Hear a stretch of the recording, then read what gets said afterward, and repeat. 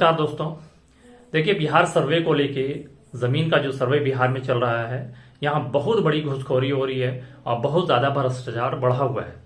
किसानों से पैसे लूटे जा रहे हैं और ये एकदम क्लियर लूटे जा रहे हैं। ऐसा नहीं है कि छुपा छुपाई है, ये एकदम साफ साफ है। बिहार सरकार भी इस बात को अच्छे से जानती है कि पैसे की लूट कहाँ कहाँ किस तरह का लूट मचा हुआ है ज़मीन सर्वे को लेके और किस तरह से जो है डीसीएलआर भी लूटने में लगे हुए हैं। तो आप ऊपर में जैसे ही देखेंगे तो फाइल, कंप्यूटर और प्रिंटर गायब। बैकडेट में दाखिल खारिज भ्रष्टाचार में फंसी पटना सदर की पूर्व डीसीएलआर मैत्री सिंह। तो देखिए, बैकडेट में इन्होंने दाखिल खारिज का जो है बहुत सारा काम किया और बहुत सारा आरोप इनके ऊपर है कि ये पैसे लेके इस तरह का काम कर रही थी। चलिए इस खबर को हम लोग थोड़ा सा देख लेते हैं। जो खास चीज़ है उस पर हम लोग गौर करेंगे।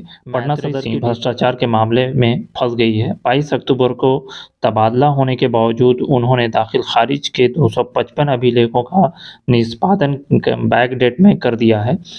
स्थानांतरण के बाद भी वह अपने साथ सरकारी दस्तावेज दे गई थी, जिसे 14 और 15 नवंबर को दफ्तर में लौटाया।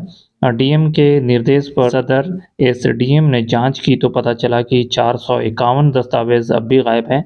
इस पर डीएम ने डीसीएलआर पर कार्रवाई करने की अनुशंसा भूमि सुधार विभाग के अपर मुख्य सचिव से की। कि किस तरह से यहाँ पे लूट मची हुई है आपको हम आगे दिखाते हैं। तो जांच में पता चला है कि 700 फाइल गायब हैं। तो अभी भी 700 फाइल गायब हैं और डीसीएलआर ने 255 फाइल 14 और 15 नवंबर को से लौटा दिया। कार्यालय को लौटाया है 14 और 15 को। तो देखिए, इस तरह का 36 फाइल अभी भी गायब हैं। तो ये गई कहाँ और फाइल को गायब करने वाले लोग कौन हैं?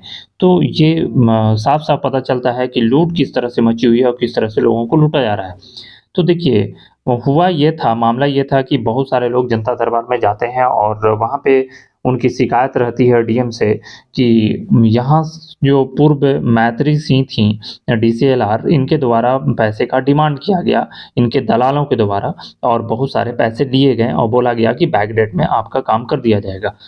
तो ये बहुत सारे लोगों का शिकायत था, इसलिए डीएम ने यहाँ पे जांच कर दी। एसडीएम को यहाँ पे सौंपा जांच के लिए। तो जब जांच हुई तो ये चीज़ निकल कर सामने आ गई। देखिए, दलाल ने लौटाई भूमि विवाद की 28 फाइलें। इतना कुछ होने के बाद भी जो है दलाल के पास 28 फाइलें थी, जो दलाल लेकर आते हैं ऑफिस में 14 नवंबर को, और अज्ञात व्यक्ति ने डीसीएलआर कार्यालय में भूमि विवाद से संबंधित 28 फाइल को लौटाया। पूछताछ हुई तो पता चला कि पूर्व डीसीएलआर मैत्री सिंह के लिए अवैध तरीके से काम कर रहा था। तो ये बंदा जो 28 फाइल को लौटाता है, ये मैत्री सिंह के लिए काम करता था, जबकि ये कोई ऑफिस में नहीं था, लेकिन उनके लिए काम किया करता था। देने के लिए आया तब इसकी जानकारी यहाँ पे मिली लोगों को कि इस तरह का अवैध धंधा चल रहा था। तो आप हमारे चैनल पर नए हैं तो चैनल सब्सक्राइब कर लें और एक लाइक जरूर कर देंगे। इसलिए कि बिहार सरकार की खुद बहुत सारी गलती है और आप देखेंगे कि कई मरतबा इन लोगों का फैसला इस तरह का रहा है कि एक अधिकारी को लूटने का मौका मिलता है। कभी आप बोलते हैं दाखिल खारिज के लिए आपका आवेदन अगर रद्द होता है आपको एसडीएम के पास जाना पड़ेगा, कभी आपको बोलते हैं कि डीसीएलआर के पास जाना पड़ेगा, और कभी जो है उसको वापस लेते हुए बोलते हैं कि नहीं आप कर्मचारी या फिर सीओ से करा सकते हैं। तो भ्रष्टाचार का जो मामला है वो ऐसा नहीं कि सिर्फ एक जगह से हो रहा है। ये सरकार को मालूम है कि ये बहुत जगह लूट मची हुई है और जमीन के नाम पे सबसे ज्यादा लूट है।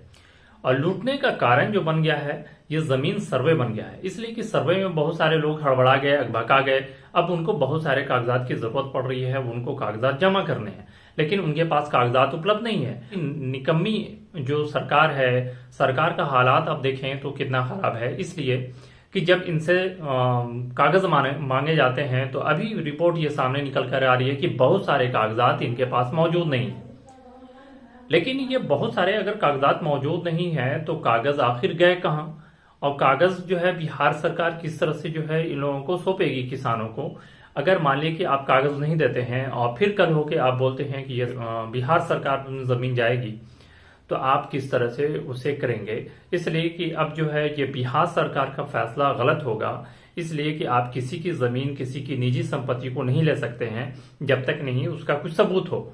तो आपके पास भी कोई सबूत नहीं बचा है, ना आपके पास भी कोई कागज नहीं है और किसान के पास भी कोई कागज नहीं है। तो अब बताइए कि किस तरह से आप उसे हासिल करेंगे।